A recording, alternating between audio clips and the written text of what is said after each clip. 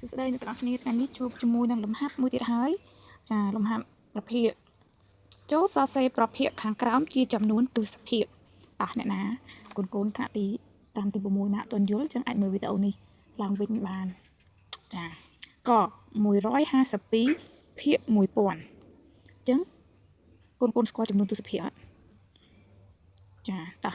ចឹងកូនស្គាល់ចំនួនទស្សភាពណាឥឡូវយើងចូលធ្វើលំហាត់តែម្ដងចឹង152ភាគ1000ចឹងយើងសរសេរបានមិនចឹងកូនមើលតើភាគ3នេះមាន0ប្រមាណមាន0.3ចឹងកូនត្រូវតាត់ចំនួនខ្ទង់វាទៅតាមចំនួន0ដែលមាននៅភាគបែងតែនេះ0មាន3ចឹងវាត្រូវមានក្រោយក្បៀស3ខ្ទង់ដែរចឹងកូនកាត់នេះ1បានខ្ទង់នេះសម្រាប់0មួយនេះហ่ะចឹង0មួយទៀតគឺសម្រាប់នេះកាត់ដាក់ត្រង់នេះមួយនេះចុចតិចណា0មួយនេះគឺកាត់លេខ1នេះហ่ะចាចឹងកាត់អស់ហើយចឹងខាងមុខគឺលេខ0កាត់ខ្ទង់អស់ហើយចាចុចទៅនេះដាក់ចុចមក152ចាចឹងភាគ3មាន0ប្រមាណកូនកាត់ខ្ទង់ប៉ុណ្ណឹងតោះខម្ដង75ភាគ1000ចឹងកូនកាត់0នេះសម្រាប់លេខ5នេះកាត់5នេះលេខ0នេះកាត់លេខ7នេះអស់ហើយចឹងនៅសល់លេខគេនៅសល់0នេះមួយមែនអត់ចឹងយើងដាក់បាន0.072យ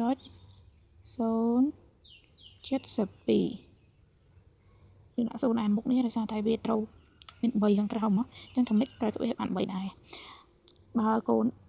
អត់យកវិធីនេះទេវិធីមួយទៀតគឺយើងចែកយក152នេះចែកនឹង1000យក75នេះចែកនឹង1000នេះចឹងទៅតែបើសិនជាកូនយល់តាមវិធីនេះហើយគឺគ្រាន់តែរាប់0ទៅហើយយើងកាត់ខ្ទង់វាយកមក75ដែរច្រឡំសំទោសអានេះម្ដង0នេះអានេះមែនអត់កាត់អានេះបាត់0នេះកាត់លេខ3នេះ